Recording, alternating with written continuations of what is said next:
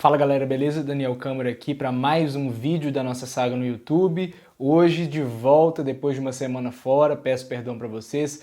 A última semana foi meio corrida com alguns compromissos pessoais, mas nós voltamos com tudo. Na quinta-feira vamos ter o 6º episódio do Lança Braba, cheio de temas polêmicos, e hoje nós voltamos com a nossa querida semanal.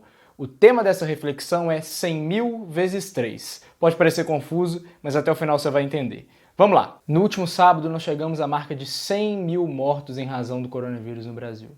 Sem dúvidas é o capítulo mais triste da história do nosso país. Para se ter uma ideia, a maior tragédia que já tinha cometido o Brasil até então era a Guerra do Paraguai, que em pouco mais de 5 anos matou 50.000 pessoas. Em menos de 5 meses esse vírus maldito chegou no Brasil e matou 2 vezes mais. Todo esse horror impõe aos cristãos brasileiros ao menos 3 grandes desafios.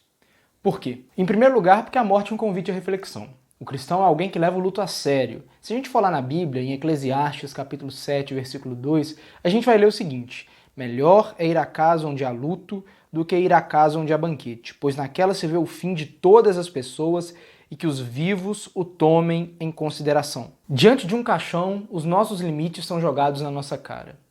A interrupção de uma história mostra que as nossas prioridades não são tão prioritárias assim, nem as nossas urgências tão urgentes assim.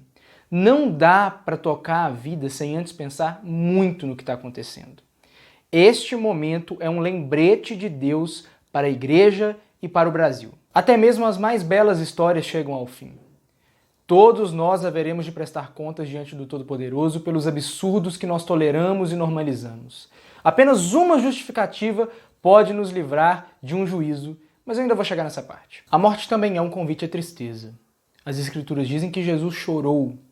Ele, o Filho de Deus, tendo vivido plenamente a experiência humana, sofreu com a dor e o luto.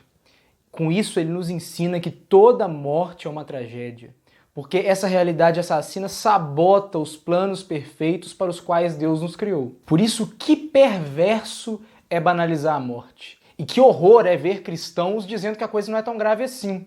Há cadáveres amontoados diante de nós, nada vai ser como antes. Não adianta descobrir um novo plano de dominação mundial, revelar uma nova cura mágica, apontar novos inimigos públicos. O Eterno não nos chamou para ser detetives, ele nos envia como consoladores. A sua missão não é criar nem divulgar teorias conspiratórias. O nosso Pai só vai ser exaltado, conhecido e reconhecido no meio deste caos se nós largarmos a paranoia e começarmos a chorar com os que choram. Para além da reflexão e da tristeza, eu também diria que a morte é um convite à consolação. Nós olhamos para as Escrituras lá em 2 Coríntios capítulo 1, versículos 3 e 4 e vemos o seguinte: bendito seja o Deus e Pai de nosso Senhor Jesus Cristo, o Pai de misericórdias e Deus de toda consolação. Ele que nos consola em toda a nossa tribulação, para que pela consolação que nós mesmos recebemos de Deus, possamos consolar os que estiverem em qualquer espécie de tribulação.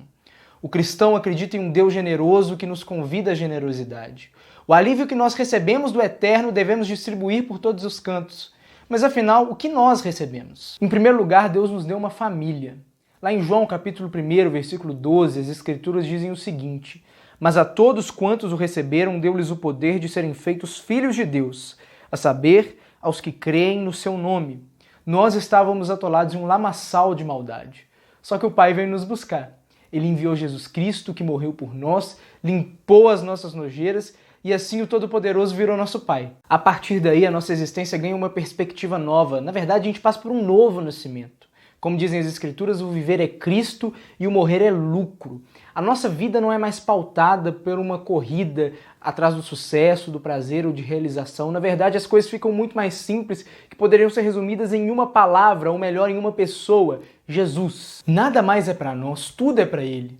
O que nós somos, pensamos, fazemos e temos passa a ser organizado de forma que Jesus seja conhecido e reconhecido em tudo. Isso é tão real e intenso que nós podemos dizer que a morte, apesar de não ser amiga, é inofensiva. Ela apenas abre a porta para nós entrarmos em casa, porque partir é estar com Cristo, o que é incomparavelmente melhor. Bem, se fosse só isso, não teria nada demais. Não há nada de especial em acreditar na vida após a morte. A grande diferença do cristão é que ele acredita na morte da morte. como dizem as Escrituras lá em 1 Coríntios capítulo 15, versículo 20, mas de fato Cristo ressuscitou dentre os mortos, sendo ele as primícias dos que dormem. A mensagem que temos para esse país enlutado é a esperança da ressurreição.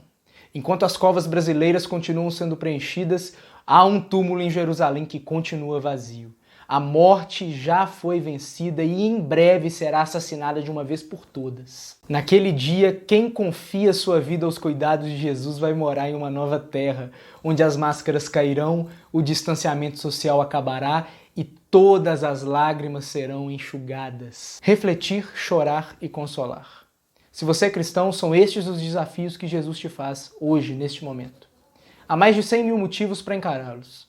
Há mais de 100 mil motivos para entender que nós não estamos em um tempo normal, que não somos vítimas de um grande complô mundial, que estamos vivendo uma tragédia e que o Brasil não precisa de uma igreja politizada, mas de uma igreja obediente ao seu Senhor. Há mais de 100 mil motivos para deixarmos as outras preocupações de lado e, com lágrimas nos olhos, dizermos que o Eterno se importa com o sofrimento do nosso Brasil. Então é isso, meus amigos. Sei que essa semanal foi meio soco no estômago, eu mesmo ainda estou assimilando o golpe, tentando refletir naquilo que eu falei agora com vocês.